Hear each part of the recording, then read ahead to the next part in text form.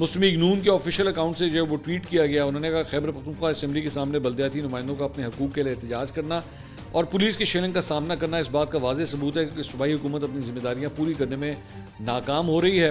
حیرت کی بات یہ ہے کہ علی امین گنڈا پور جو آئے روز وفاق پر الزامات اور لشکر کشی کے بیانات دیتے ہیں، اپنے ہی صوبے کے مسائل سے غافل نظر آتے ہیں۔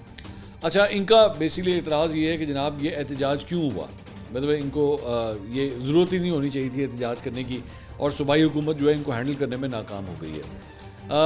باقی کوئی اعتراض کرے تو سمجھ آتی ہے، لیکن مسلم لیگ نون اس کے اوپر اعتراض کر رہی ہے۔ مطلب آپ لوگوں نے احتجاج کے اوپر جو کچھ کیا تھا 24 نومبر اور 25 نومبر کو، جس طریقے سے پورے پنجاب کو سیل کیا گیا تھا اور موٹر وے کو مینٹیننس کے نام کے اوپر بند کر دیا گیا تھا، آپ لوگوں نے احتجاج کو کس طرح پن ڈاؤن کیا تھا، میرے خیال میں وہ سب نے ہی دیکھا تھا۔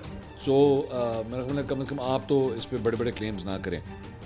دوسری جانب اظہر مشوانی جو ان کا سوشل میڈیا ہینڈل کرتا ہے پی ٹی آئی کا، اس نے لکھا کہ یہ شیلنگ کنٹونمنٹ کی حدود کے آغاز میں کینٹ والوں نے کروائی ہے، صوبائی حکومت نے نہیں۔ نون لیگ کے بے شرموں کو پروپیگنڈے کے بجائے اپنی حکومت کے نیچے آنے والے اداروں کو عقل دینی چاہیے۔ خیبر پختونخوا کے بلدیاتی اداروں کی تنخواہیں نگراں حکومت نے روکی تھی، جو کہ اب ریلیز کر دی گئی ہیں، وہ یہ فرما رہے ہیں۔